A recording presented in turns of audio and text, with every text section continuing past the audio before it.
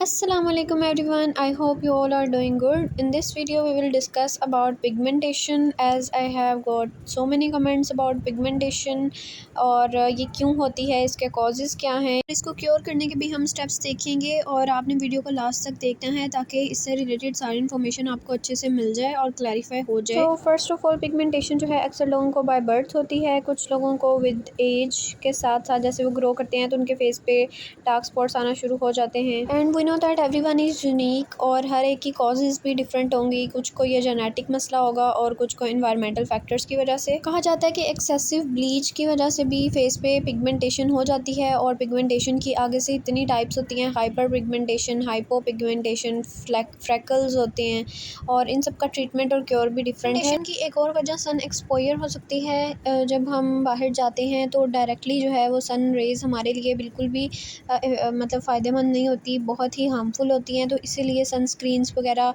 की रिकमेंडेशन दी जाती है कि जब भी आप बाहर निकलें तो सनस्क्रीन्स अप्लाई करें। वो इन्हीं रीज़न्स की वजह से होती है कि आपकी स्किन पे कोई हार्मफुल यूवीए और यूवीबी रेज़ इफ़ेक्ट ना करें। और इसीलिए मैं स्किन केयर प्रोडक्ट्स भी वही रिकमेंड करती हूँ जो कि मुझे लगे कि हाँ ये बेनिफिशियल है और रीज़नेबल है, तो फिर मैं उसको जो है बाय करके उसका रिव्यू देती हूँ। जब तक वो इफ़ेक्टिव नहीं होता तो फिर मैं उसको रिकमेंड भी नहीं करती।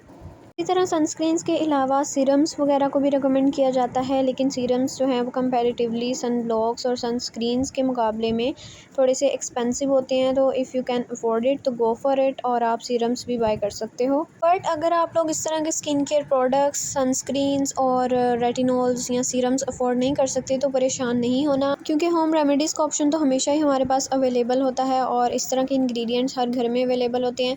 तो सबसे पहले जो है टोमेटो की बात कर लेते हैं। टोमेटो जो है वो इतना यूज़फुल है, ये पिगमेंटेशन को भी रिमूव करता है, डार्क स्पॉट्स को भी रिमूव करेगा और ओपन पोर्स जिनको मसला है वो भी क्योर कर देता है।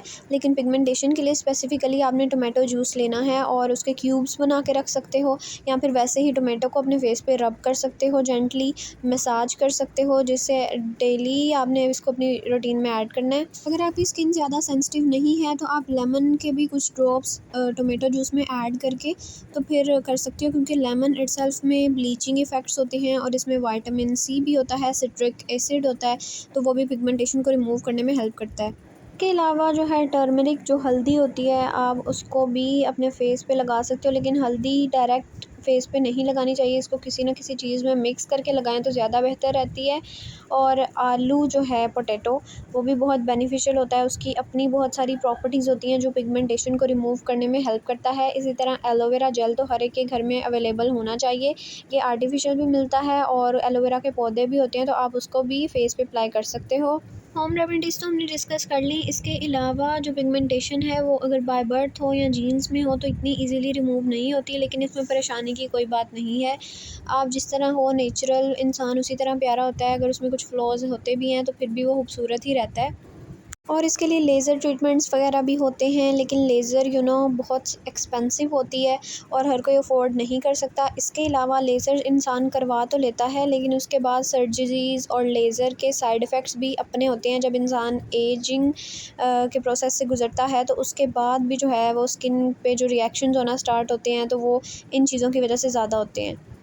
Personally I would recommend you guys कि अगर आप लोगों को severe dark spots, severe pigmentation और इस तरह की स्किन से रिलेटेड इश्यूज़ हैं तो आप अपने डर्माटोलॉजिस्ट से ज़रूर रुजू करें, उससे रब्ता करें और उससे आप ट्रीटमेंट्स वगैरह पूछ सकते हैं। मेडिकेशंस भी होती हैं इसके लिए। Laser should be the last option, क्योंकि वो बहुत एक्सपेंसिव है और दूसरी बात ये कि उसके साइड इफ़ेक्ट्स भी साथ ही होते हैं। तो इस सब को क्योर करने के लिए हम होम रेमेडीज़ यूज़ कर सकते हैं, लेकिन होम रेमेडीज़ इतनी जल्दी असर नहीं दिखाती, तो आपने बिल्कुल भी परेशान नहीं होना। आपने उसको डेली बेसिस पे, वीकली बेसिस पे, मंथली बेसिस पे ऐड करना है और आप लोग इंशाल्लाह रिज़ल्ट्स देखोगे। और अगर आपको नहीं फ़ील होता तो फिर आप किसी स्किन स्पेशलिस्ट से रब्ता कर सकते हैं और उससे ट्रीटमेंट वगैरह का पूछ सकते हैं, क्योंकि इसके लिए मेडिकेशंस भी होती हैं, लेज़र्स होती हैं और केमिकल वगैरह भी अप्लाई किए जाते हैं, जिससे ये इसका रिमूवल पॉसिबल हो जाता है। तो इट्स अप टू यू कि आप उसके ट्रीटमेंट को कैसे लेके चलते हो। इसके अलावा आपको अपनी पिगमेंटेशन, अपनी स्किन टाइप से रिलेटेड कि आपकी ऑयली है, ड्राई है, सेंसिटिव है, कॉम्बिनेशन है, और अपनी सारी पिगमेंटेशन से रिलेटेड डिटेल्स और नॉलेज पता होना चाहिए। ऐसे ही आप लोग यूट्यूब वीडियोस देखते रहोगे, गूगल पे सर्च करते रहोगे और फिर ट्रीटमेंट्स अप्लाई करते रहोगे खुद पे, तो वो बहुत ही डेंजरस काम होता है। स्किन से रिलेटेड अगर आपने अपनी डाइट से रिलेटेड कुछ भी करना हो तो प्लीज़ अपने डॉक्टर वगैरह को रुजू ज़रूर किया करें। आजकल हर दूसरी से तीसरी कंपनी जो है वो अपने प्रोडक्ट्स इस तरह आपको हाइप क्रिएट करके दिखाती है, ब्लॉगर्स, इन्फ्लुएंसर्स इस तरह से रेकमेंड करती हैं कि ये प्रोडक्ट यूज़ करेंगे तो आपकी पिगमेंटेशन फ़ौरन से ख़त्म हो जाएगी, ये वाला प्रोडक्ट यूज़ करेंगे तो आपकी स्किन फ़ौरन से वाइट हो जाएगी।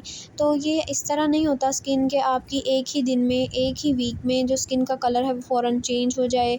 जो लोग रेकमेंड कर रहे होते हैं उनकी स्किन इटसेल्फ ही बहुत अच्छी होती है, उन्होंने बहुत फ़िल्टर्स लगाए होते हैं, उनके पास आईफ़ोन होता है, उनके पास अच्छे से अच्छा कैमरा होता है और वो अच्छी परफेक्ट लाइटनिंग में बैठ के आपको वो पेड प्रोडक्ट्स रेकमेंड कर रहे होते हैं। तो सोशल मीडिया की ये जो चीज़ है इसके पीछे मत भागा करें। आपकी जिस तरह की स्किन है पहले तो उसको अंडरस्टैंड करें, कौन सी स्किन टाइप है, क्या इश्यूज़ हैं आपके, और फिर उससे रिलेटेड खुद से नॉलेज गेन करना स्टार्ट करें। उससे रिलेटेड होम रेमेडीज़ देखें, क्योंकि आप इजीली और अफोर्डेबल जो चीज़ है वो घर पे कर सकते हो, तो सबसे पहले वो परस्यू करें।